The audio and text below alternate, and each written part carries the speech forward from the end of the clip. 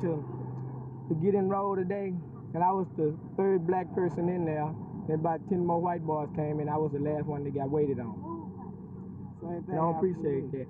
Then how can you get 7 demerits in one class in one day? For nothing. And I got a prejudiced white teacher. And that other this school just not right. Another thing about the white teachers sitting us in the back, and you ask them why they gonna sit us in the back, and they say, don't ask them no questions, just sit in the back. Those days are over. In which they doing us wrong, you know, making us sit at the back of the class and putting 2 colors to, you know, a class full of whites.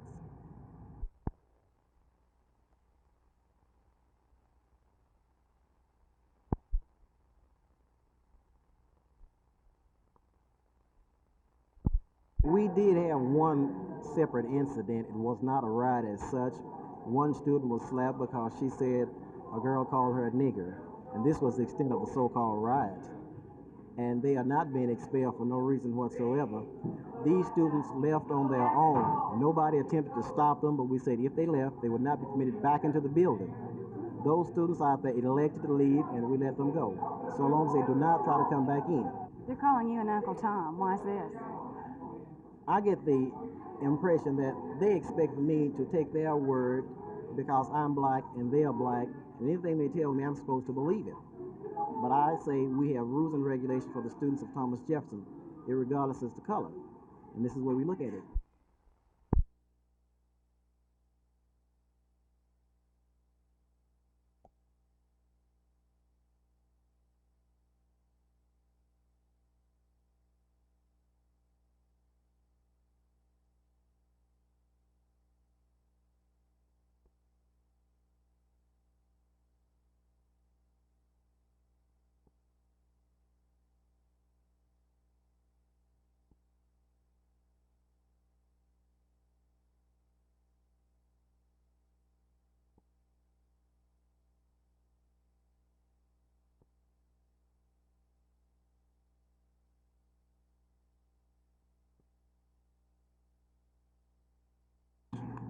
At this point, they have tried to deal with it in a group process. They've been outside the school, they've been in the auditorium, and we did talk calmly, we did talk and get at some of the problems and difficulties.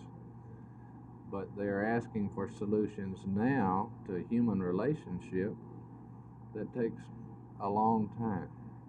And they need to work it out in the classroom also.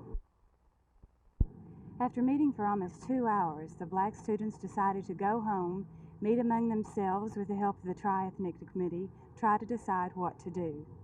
Dr. Estes, are you getting a little discouraged? Not at all. We, in fact, are encouraged. As long as we can keep people communicating, we think we're making progress. For Channel 8 News on the Move, this is Judi Hanna at Thomas Jefferson High School.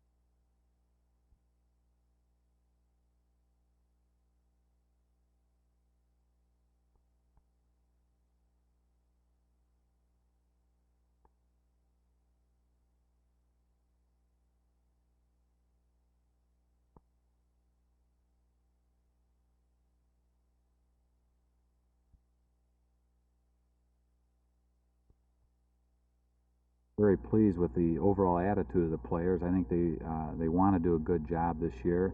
They're really coming out. We haven't had many guys miss any of our informal practices at all, and now that we've started our two-a-days, of course, everybody's here. Our shooting has been very good. This is one thing that I knew that the Chaparrals had done well in the past, is shoot.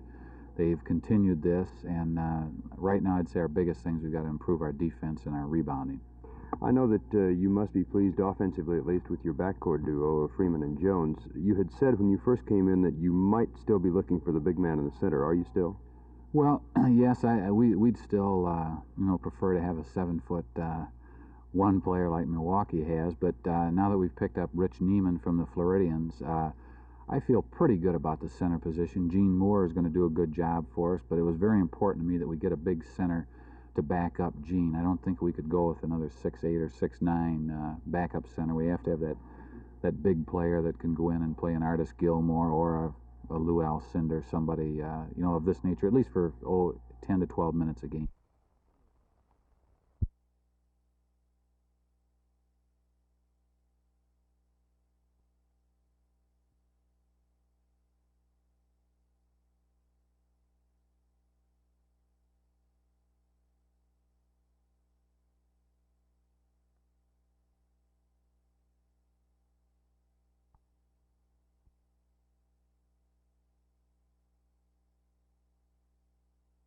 Go home, or if you did go back into class after they had sex.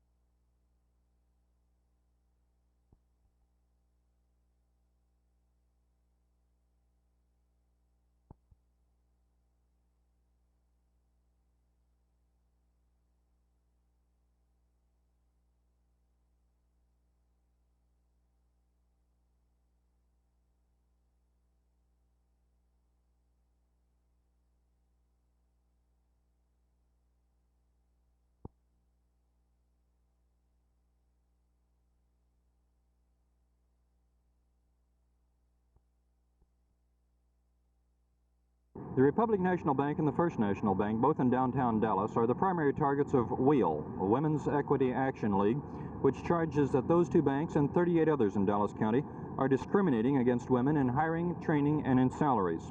The women are determined to bring the banks in line with federal law. They say they're asking the Treasury Department to investigate and to withdraw up to $160 million in public funds in the two banks.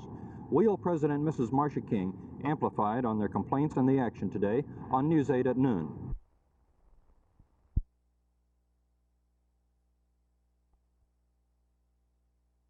The Women's Equity Action League says it's scheduled a meeting for Monday with officials of the Republic Bank, at which time they'll talk over the situation. Besides pregnancy leaves, the women claim it involves restricting women from training and advancement in banks and equal salaries. If they're successful with the Republic and the First National Banks, the women intend to expand into Dallas County and then to carry on a nationwide campaign to force equal employment in banks. They say if necessary, they'll boycott the institutions and perhaps take the matter into courts. WEAL says it wants to finish with the banks first, but when that's done, the women may take on savings and loan associations and insurance companies. Phil Reynolds, Channel 8 News on the Move at the Republic National Bank in downtown Dallas.